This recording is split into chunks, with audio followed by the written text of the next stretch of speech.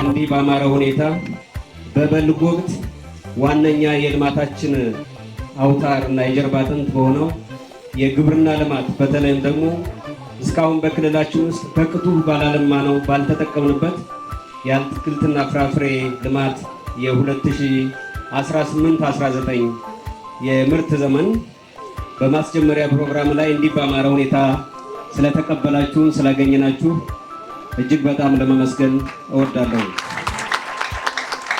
እንግዲህ ይሄ ዞን የኦሮሞ ብሔረሰብ ዞን ከቀደሙት ዘመናት የበለጠ ድሮም የሚሰራው ቢሆንም በዚህ ዓመትና በተለይ ባለፈው ዓመት ጀምሮ በዚህ ዓመትም በጣም አጠናክሮ እየሰራ ያለው አንዱ አብይ ስራ በዞኑ ውስጥ አስተማማኝ ሰላም እንዲኖር የማድረግ ስራ ነው።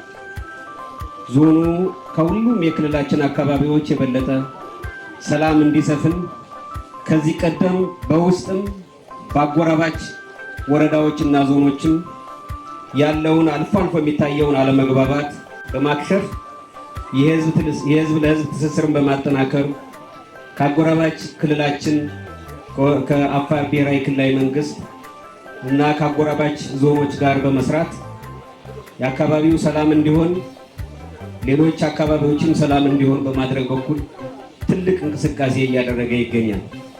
በዚህ ውስጥ ትልቁን ሚና እየተጫወቱ ያሉት አባገዳዎች እና ሀደ ስንቄዎች የሀገር ሽማግሌዎች በመሆናቸው የመንግስትን አጠቃላይ ሰላም የማስፈን ዘላቂ ሰላም የማረጋገጥ ተልዕኮ ከአካባቢው አመራሮቻችን ጋር ጎን ተሰልፋችሁ በሁሉም አቅጣጫዎች እየሰራችሁ ላላችሁ የሀገር ሽማግሌዎች እና አባገዳዎች በአማራ ብሔራዊ ክልላዊ መንግስት ስም ከፍ ያለ ምስጋና ለማቅረብ እወዳለሁ።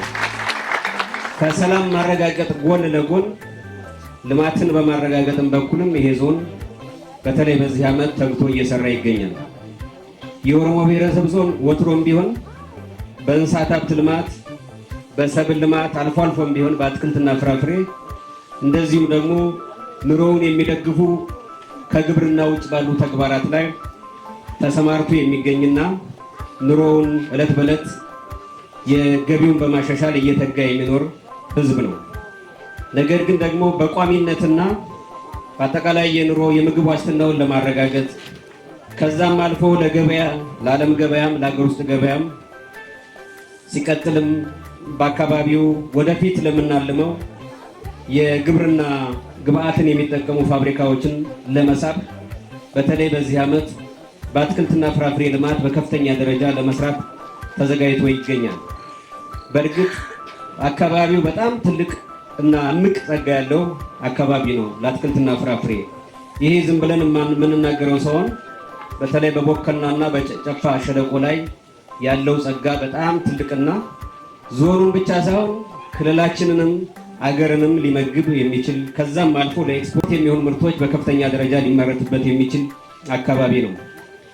ይህ አካባቢ በዚህ ዓመት እና ወደፊት ተጠናክረን በመስራት የዞኑን የህዝብ የልማት ተጠቃሚነት ለማረጋገጥ የምንሰራው ስራ እንደተጠበቀ ሆኖ በዚህ ዓመት ቀደም ሲል የዞኑ አስተዳዳሪ እንደገለጹት 2339 ሄክታር የሙዝ እና የፓፓያ ልማት ለማልማት አቅደን እየተንቀሳቀስን እንገኛለን። ይሄ በአጠቃላይ በዚህ ዞን ነው እንጂ እንደ ክልል በምዕራብ አማራ አካባቢዎች በተለይ በቡናና በአቮካዶ ልማት እንደዚሁም ደቡብ ወሎ፣ ሰሜን ወሎ እና ሌሎችም የምስራቅ አማራ አካባቢዎች በተመሳሳይ መልኩ በሙዝና በፓፓያ ልማት ሰፊ እቅድ አቅደን እየተንቀሳቀስን እንገኛለን።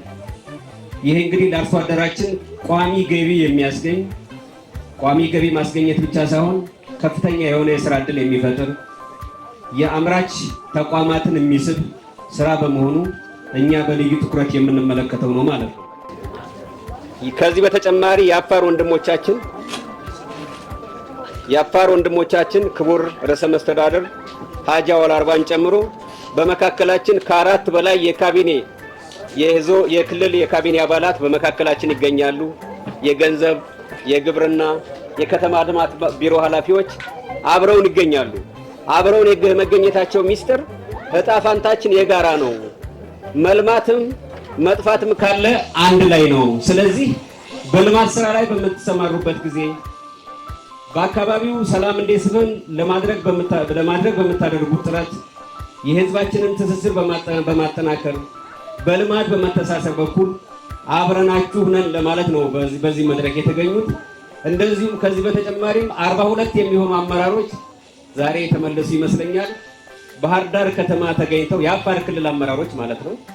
ባህር ዳር ከተማ ክልላችን ርዕሰ መዲና ተገኝተው እነሱም ለኛ ልምዳቸውን እያቀያየሩ እኛም ደግሞ ያለችንን ልምድ እየተለዋወጥን ሁለቱም ክልሎች እንዴት ወደ ላቀ ደረጃ በልማት ማሸጋገር አለብን፣ የህዝብ ለህዝብ ትስስር እንዴት ማጠናከር አለብን የሚል አጀንዳ ይዘን እየሰራን ነውና ይህን ኃላፊነት ደግሞ የተከበሩ ሀጂ አወል አርባ ከኔ ቀድመው ኃላፊነቱን ወስደው ወደ አማራ ክልል መጥተው እንደዚህ በመካከላችን ተገኝተው በአጠቃላይ የኦሮሞ ብሔረሰብ ዞኑን ደቡብ ወሎን በመጎብኘታቸውና በአጠቃላይ ወደፊትም በክልሉ ውስጥ በጎ አሻራ ለማስቀመጥ ፈቃዳቸው ሆኖ በመካከላችን በመገኘታቸው በእናንተ ስም ከፍ ያለ ምስጋና እንድታቀርቡልኝ እጠይቃለሁ። እንግዲህ በአጠቃላይ መልእክት የማስተላልፈው ለኦሮሞ ብሔረሰብ ዞን ህዝብ ያው እንደምታውቁት ከዚህ ቀደምም ክቡር ጠቅላይ ሚኒስትራችን ክቡር ምክትል ጠቅላይ ሚኒስትራችን በተደጋጋሚ በዚህ ዞን በመምጣት በአጠቃላይ በዞኑ ውስጥ ያለውን ሁኔታ የህዝቡን አኗኗር የህዝቡን ስሜት ያለውን መልክዓ ምድር የመልማት ጸጋውን አይተው በተጨባጭ የክልሉን ህዝብ የዞኑን ህዝብ ሊቀይር የሚችል የልማት አቅጣጫ ሰጥተው እንግዲህ እኔ እስከማውቀው ድረስ ረጅም ጊዜ በአማራ ክልል በመንግስት አስተዳደሩ ሰርቻለሁ። ሚኒስትር መስሪያ ቤት እንደዚህ ዓመት ኦሮሞ ብሔረሰብ ዞን ውስጥ የተመላለሰበት ጊዜ አለ ብዬ አልወስድም እና በዚህም የፌዴራል መንግስት በተለይ ክቡር ጠቅላይ ሚኒስትራችንን በዞኑ ውስጥ የተሻለ ልማት እንዲመጣ ግብርና ሚኒስትር፣ ውሃ ሚኒስትር፣ ትምህርት ሚኒስትር፣ ከተማ ልማት ሚኒስትር በተደጋጋሚ ዘርዝሬ ስለማንጨርሰው ማለት ነው መጥተው ጎብኝተውናል። መጎብኘት ብቻ ሳይሆን እዚህ ቦታ ላይ በየዘርፋችሁ አሻራችሁን አስቀምጡ የሚል አቅጣጫ ተቀምጡ አሁንም እየሰሩ ነው ያለ። ግብርና ሚኒስትር ቀድሞ ያው ግብርና የመጀመሪያው ስለሆነ ማለት ነው መጀመሪያችንም እሱ ስለሆነ መውጫችንም እሱ ስለሆነ ሌሎችንም ነገሮች ኢንዱስትሪንም አገልግሎት ዘርፉንም የሚስብ እሱ ስለሆነ አስቀድመው መጥተዋል። ግብርና ደግሞ አስከታይ እንደሆነ የተረጋገጠ ስለሆነ ጠቅላይ ሚኒስትራችን ስላደረጉ በከፍተኛ ምስጋና እንድትሰጡልኝ እፈልጋለሁ።